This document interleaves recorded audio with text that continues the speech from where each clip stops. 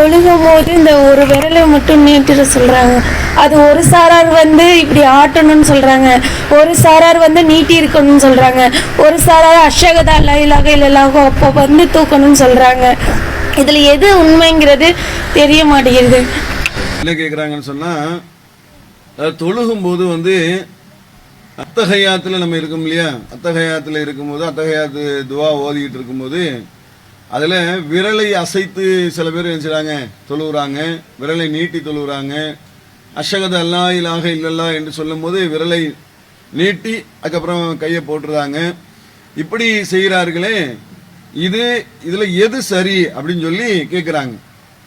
அதாவது எது சரி என்பதும் எது தவறு என்பதற்கும் நம்ம அடிப்படை என்ன அப்படின்னு சொன்னால், முதல்ல என்னன்னா ரசூலுல்லாஹ் எதை சொன்னார்களோ எதை செஞ்சார்களோ அதுதான் சரியானது. இதை முதல்ல விளங்கிடணும். ஃபர்ஸ்ட் நம்ம விளங்கக்கூடிய விஷயம் என்னன்னு சொன்னா, நபிகள் நாயகம் ஸல்லல்லாஹு அலைஹி வஸல்லம் எதை சொல்லி தந்தார்கள், எப்படி விரல அத்தஹியாத்துல இருக்கும்போது எப்படி நம்ம தொழுகணும் அப்படிங்கறத சொல்லி கொடுத்தார்கள் என்பதை நம்ம கவனத்துல பார்க்கணும். நபிகள் நாயகம் ஸல்லல்லாஹு அலைஹி வஸல்லம் அவங்க சொன்னாங்க, சல்லு கமா ரைத்துமூனி உஸல்லி, என்னை நீங்கள் எவ்வாறு கண்டீர்களோ அதே மாதிரி நீங்கள் தொழுவுங்கள். நாங்க என்னை நீங்க எப்படி தொழுவ பார்த்தீங்களோ அது மாதிரி நீங்க தொழுவுங்க அப்படின்னு சொல்லி சொன்னாங்க. ரசூலுல்லாவை நம்ம எப்படி தொழுவ பார்க்கிறோமோ அதை தான் அது மாதிரி தான் தொழுவணும் இல்லையா. இப்ப நம்ம அல்லாஹு அக்பர்னு கையை தூக்குறோம், நெஞ்சின் மீது கட்டுகிறோம், ருக்கு செய்கிறோம், சஜிதா செய்கிறோம், சலாம் கொடுக்கிறோம், சூரத்துல் ஃபாத்திஹா ஓதுறோம், துணை சூறாக்கள் ஓதுறோம். இது எல்லாமே நம்மளா செய்யறதா இல்ல, ரசூலுல்லாஹ் காட்டி தந்த வழிமுறையை வச்சுதான் நம்ம என்ன செய்யறோம், அதை நம்ம நடைமுறைப்படுத்துகிறோம்.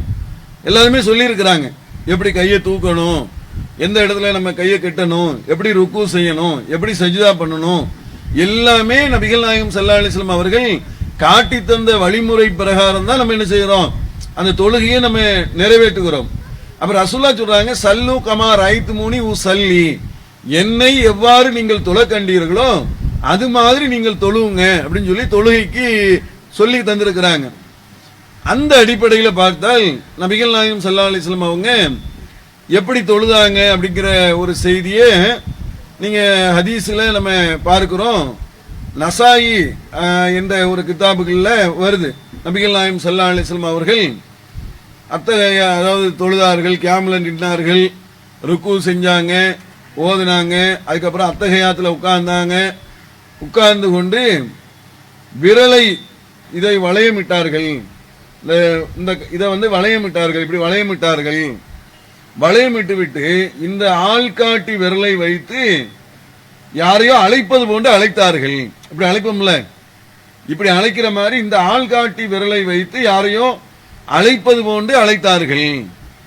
அப்போ இந்த யாரையோ அழைப்பது மாதிரி இப்படி அழைக்கிறது இருக்குல்ல, இதுதான் விரல சிக்கிறதுன்னு நம்ம சொல்றோம் சரியா. ரசூலுல்லாஹ் அப்படி செஞ்சாங்க. யுஹர்ரிகுஹா யதூபிகா, அந்த ஹதீஸ்ல வரும்போது யுஹர்ரிகுஹா யதூபிகா, யாரையும் அழைத்தார்கள். அப்போ அழைக்கிறது தான் இப்படி என்ன செய்றாங்க, இந்த விரலை அசைக்கக்கூடிய நிலையை என்ன செய்யறோம், அழைக்கிறதுனா அழைக்கிற மாதிரி அதை என்ன செஞ்சாங்க, அந்த செயலை செய்தார்கள் என்று வாயில் பின் ஹுஜ்ர் என்று சொல்லக்கூடிய ஒரு சஹாபி அறிவிக்கக்கூடிய ஹதீஸ் என்பது ஆதாரப்பூர்வமாக என்ன செய்து இருக்கிறது. அப்ப நபிகள் நாயகம் ஸல்லல்லாஹு அலைஹி வஸல்லம் அவங்க தொழுகும் போது அத்தஹியாத்தில் இருக்கும்போது விரலை அசைச்சுதான் தொழுதார்கள் என்று ஆதாரப்பூர்வமாக இருக்கும்போது அதுதான் நம்ம என்ன செய்யணும், தொழுவணும். அதே நேரத்தில் விரலை நீட்டி தொழுதார்கள் என்று சொல்வதற்கு எந்த ஒரு ஹதீஸும் கிடையாது. நல்லா விளங்கிக்காங்க. விரலை நீட்டிக்கிட்டே இருக்காங்கல்ல, இப்படி நீட்டிக்கிட்டு தொழுகிறாங்கல்ல, இப்படி நீட்டி தொழுதார்கள் என்பதற்கு எந்த ஹதீஸும் கிடையாது. அல்லது அஷ்ஹது அல்லா இலாஹ இல்லல்லாஹ் என்று சொல்லும் போது கைகளை நீட்டி அதுக்கப்புறம் கையை போட்டாங்க அப்படின்னு சொல்லி ஹதீஸ் கிடையாது. அதனால நம்ம நிறைய சவால்லாம் கூட விட்டுருக்கிறோம். அந்த மாதிரி யாராவது ஹதீஸ் இருந்தா நீங்க காட்டுங்க, உங்களுக்கு பரிசு தர்றோம் அப்படின்னு சொல்லி நிறைய வாட்டி நம்ம என்ன செஞ்சிருக்கிறோம், அதை ஒரு சவாலா கூட நம்ம என்ன செஞ்சிருக்கிறோம், சொல்லியிருக்கிறோம். யாருமே எந்த ஒரு இமாம்களும் அந்த ஹதீஸை எடுத்துட்டு காமிச்சு என்ன பாருங்க, புகாரில இருக்கிறது, நசையில இருக்கிறது, திருமதியில இருக்கிறது, அபுதாவுல இருக்கிறது, தாரகுத்தினில இருக்குது, இப்படின்னு ஏதாவது ஹதீஸ் கிதாபுகள்ல இருக்கிறது என்று ஆதாரபூர்வமாக எடுத்துட்டு காட்டினதாக எந்த ஒரு செய்தியும் கிடையாது. அப்ப நம்ம சொல்றதுக்கு ஆதாரம் இருக்கிறது, அது ஒரு விஷயம். அடுத்து என்ன அப்படின்னு சொன்னால், சாஃபின்னா வந்து ஒரு மாதிரியும் அனஃபின்னா ஒரு மாதிரியும் என்று சொல்லி சாபி மதுஹபை சார்ந்தவர்கள் அவங்க ஒரு மாதிரி நினைச்சுவாங்க, விரல நீட்டுவாங்க. அனஃபி மதுஹபை சார்ந்தவங்க அவங்க ஒரு மாதிரி விரல நீட்டி தொழுவுறாங்க. இப்போ மதுஹபுல உள்ளது தான் அவங்க தொழுவுறாங்க. நல்லா விளங்கிக்காங்க. அவங்க தொழுவுறது என்னன்னு சொன்னா மதுஹபில் சொல்லப்பட்ட சட்டங்களை வச்சுதான் தொழுவுறாங்களே தவிர, மதுஹப்னா என்ன, அது யாரு ஏற்படுத்தியதுன்னு சொன்னா ரசூலுல்லாஹ் ஏற்படுத்திய கிடையாது. நமக்கு ரெண்டு தான், ஒன்னு குர்ஆன், ஹதீஸ்.